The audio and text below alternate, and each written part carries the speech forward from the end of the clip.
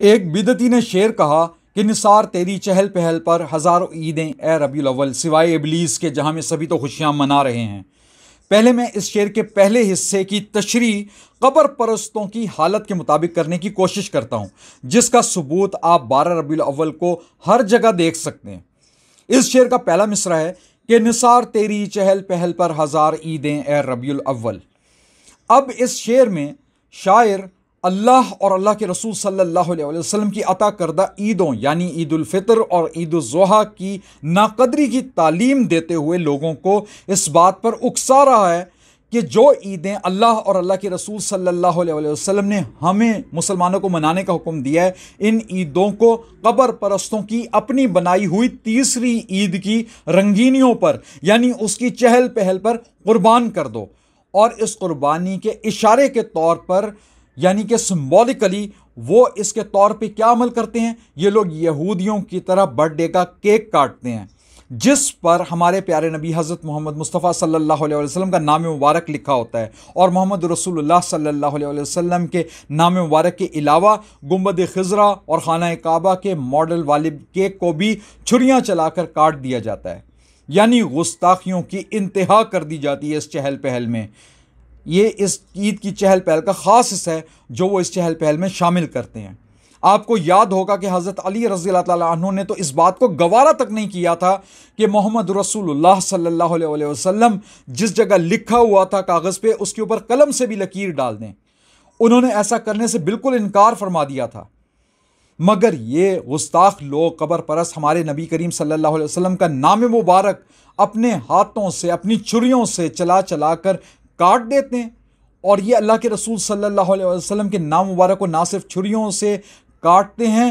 بلکہ اس کو قربان کر کے دکھا رہے ہوتے ہیں اور واضح طور پہ لوگوں کو یہ پیغام دے رہے ہوتے ہیں کہ انہوں نے اللہ کے رسول صلی اللہ علیہ وسلم کی سنتوں کو بھی اس چہل پہل پر قربان کر دیا ہے۔ استغفر اللہ۔ اور اس چہل پہل پر نمازوں کو بھی قربان کرتے ہیں اور بچوں کو بھی سکھاتے ہیں کہ گلیاں بازار سجانے میں نمازیں قربان کر دو، اور پھر ڈانس کرنا، کعبہ اور روضہ رسول صلی اللہ علیہ وسلم کے ماڈل نالیوں کے ساتھ دیواروں پر بنانا، گدھا گاڑیوں پر بنا کر ان ماڈل کو علاقے میں گھمانا، اور ہندوؤں کی طرز پر گنیش ٹائپ جلوس نکالنا، اور بعد میں ان ماڈلز کو ہندوؤں کے گنیش والے جلوس کے ماڈلوں کی طرح بے حرمتی کے ساتھ تلف کرنا، گھوڑے اور اونٹ کے ناچ، فلموں کی نمائش، بازار سجانا، عورتوں کا سج سنور کر بازاروں میں جا کر یہ خرافات دیکھنا جہاں لونڈے گانوں کی دھنوں پر ناچ رہے ہوتے ہیں اور ان دھنوں کو نعتوں کا نام دیتے ہیں۔ انگلش اردو چہل پہل پر انہوں نے اللہ کے رسول صلی اللہ علیہ وسلم کے اسم مبارک پر چھریاں چلا دیں، اور اللہ کے رسول صلی اللہ علیہ وسلم کی عطا کردہ عیدیں بھی اسی چہل پہل پر قربان کر دیں۔ انہی حرکتوں کی وجہ سے غیروں کو بھی غستاخیوں کا موقع ملتا ہے، اور وہ بھی اللہ کے رسول صلی اللہ علیہ وسلم کے نام مبارک کی بے حرمتی کرتے نظر آتے ہیں۔ ان کو شے مل جاتی ہے کہ یہ لوگ تو خود ہی اپنے پیارے نبی صلی اللہ علیہ وسلم کے نام کے ساتھ ایسی بے حرمتیاں کرتے ہیں، تو ہمیں کیا پڑی ہے اس نام کا ادب کرنے کی؟ ظالموں، اگر تم لوگ ادب نہیں کر سکتے تو دوسرے کیا ادب کریں گے؟ اس چیز سے باز آ جاؤ۔ ابھی بھی آپ لوگوں کو نصیحت کر رہا ہوں کہ اس چیز سے باز آ جاؤ۔ یہ نام نہاد عاشق کبھی ڈاکٹروں، عالموں اور مولویوں کے بھیس میں سادہ لوگوں کو جھوٹی حدیث سنا کر پہلے گمراہ کرتے ہیں، اور پھر ان کو ساتھ ملا کر دکھا دکھا کر یہ لوگ گستاخیاں کرتے ہیں۔ کبھی یہ لوگ اللہ کے رسول صلی اللہ علیہ وسلم کے نام مبارک پر اور کبھی نقش نالین پر، کبھی روضہ مبارک پر اور کبھی خانہ کعبہ کے ماڈلوں پر چھریاں چلاتے نظر آتے ہیں۔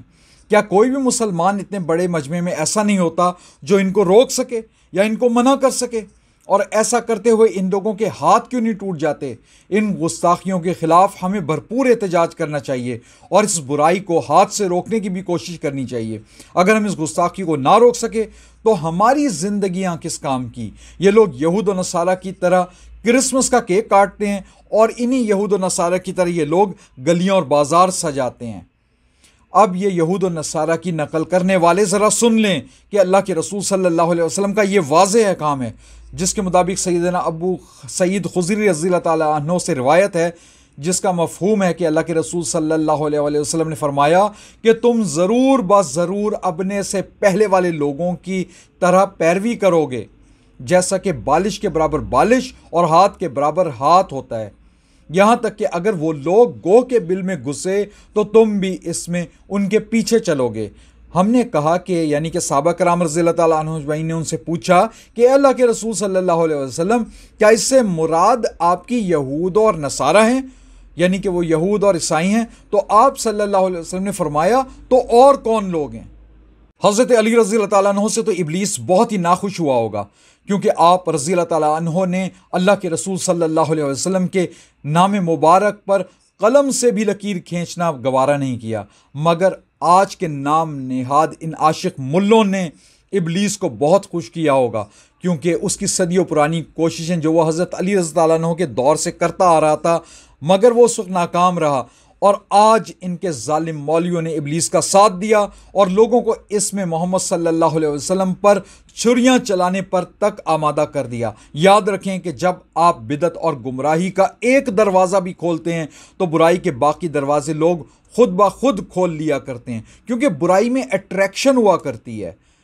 اسی لیے اللہ کے رسول صلی اللہ علیہ وسلم نے فرمایا، جس کا مفہوم ہے کہ اور بدترین کام نئے کام ہیں، اور ہر نیا کام بدعت ہے، اور ہر بدعت گمراہی ہے، اور ہر گمراہی جہنم میں لے کے جانے والی ہے۔ ان لوگوں نے نئی نئی عیدیں پہلے ایجاد کی، پھر ان عیدوں کو جشن کا نام دیا، اور پھر گمراہی بڑھتے بڑھتے اس حد تک پہنچ گئی کہ اب یہ لوگ فخر کے ساتھ ہمارے پیارے نبی صلی اللہ علیہ وسلم کے نام مبارک پر چھریاں چلاتے ہیں اور اس پر فخر بھی کرتے ہیں۔ اور کیا یہ کام جہنم میں لے جانے کے لیے کافی نہیں ہے جس پر یہ لوگ ناچتے گاتے ہیں؟ اسی لیے میرے پیارے نبی صلی اللہ علیہ وسلم نے دین میں اس طرح کی نئی نئی عبادتیں داخل کرنے کو منع فرمایا تھا، جس پر میرے سرکار دو عالم صلی اللہ علیہ وسلم کی مہر مبارک نہ ہو وہ عبادت کبھی عبادت نہیں ہو سکتی، اور یہ ظالم لوگ اس کی بے جا تعویلیں پیش کرتے ہیں۔ میں آج کے ان ڈاکٹر نما مولویوں سے صرف ایک ہی سوال کرتا ہوں کہ او ظالمو، کیا یہ تعویلیں جو تم آج گھڑتے ہو، کیا یہ سب تعویلیں صحابہ کرام رضی اللہ تعالیٰ عنہم اجمعین نہیں جانتے تھے؟ وہ تم سے کہیں زیادہ بڑے عالم تھے، اور ان کا فہم و فراست تم سے کہیں زیادہ تھا، وہ تم سے زیادہ بڑے مجتہد تھے، کیونکہ ان کی تربیت ڈائریکٹ اللہ کے رسول صلی اللہ علیہ وسلم نے فرمائی تھی، اور وہ اللہ کے رسول صلی اللہ علیہ وسلم کے مزاج سے بھی خوب آشنا تھے، اور وہ تم سے کہیں زیادہ اللہ کے رسول صلی اللہ علیہ وسلم کو سمجھنے والے لوگ تھے، اور تم سے کہیں زیادہ افضل حب رسول صلی اللہ علیہ وسلم رکھنے والے لوگ تھے۔ ان کے دلوں میں اللہ کے رسول صلی اللہ علیہ وسلم کی سچی محبت تھی۔ تمہاری طرح وہ نام نہاد عاشق کہلانے والے لوگ نہیں تھے، بلکہ حب رسول صلی اللہ علیہ وسلم رکھنے والے لوگ تھے۔ وہ جانتے تھے کہ جو لوگ اللہ سے محبت رکھتے ہیں وہ اللہ کے رسول صلی اللہ علیہ وسلم کی اطاعت بھی کرتے ہیں۔